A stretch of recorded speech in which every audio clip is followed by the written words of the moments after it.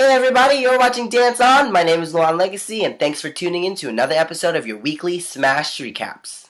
The show starts off big, with Karen skipping practice and going to record a demo for the elusive Mr. Raskin. She sings a wonderful rendition of Brighter Than the Sun, and girl, she was giving me life. She was a star. Brighter than the sun. We're introduced to Ivy's mom, Mrs. Lee Conroy, and I can't say that I'm surprised that everybody at rehearsal knew who she was. Seems like she's had a Broadway career of her own.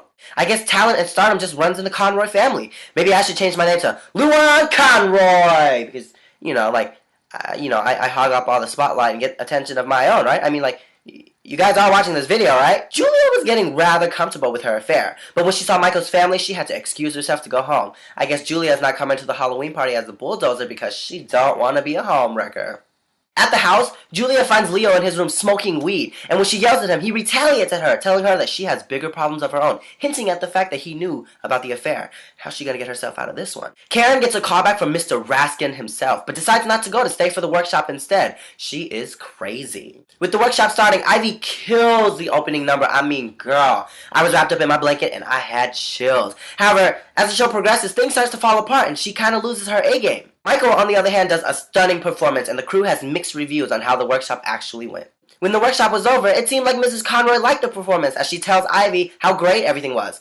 Everything except her own daughter. Fed up with it all, Ivy gives her a piece of her mind, and I mean tap, tap, tap. She tells her how everything she does is not good enough for her, and can't she just give her daughter the chance to shine? We find out later that Lee does think that Ivy is a star. She just wants to protect her from the disappointing world of Broadway, and they share one of the tenderest moments in all of Smash history. When the crew talked about what to do about the workshop, Derek announces that replacing Ivy is the appropriate thing to do. But Tom disagrees and says that Michael is the problem. With all the emotional drama and problems tied inside, Julia and Eileen reluctantly agree and they fire Michael. The show ends with Julia at home telling her son that they fired Michael and that he wasn't right for the job. They have a mutual understanding and they share their tears together. The show's heating up and we gotta keep watching to find out what happens. With that being said, my name is Luan Legacy, you're watching Dance On, and thanks for tuning in to another episode of your weekly Smash recaps.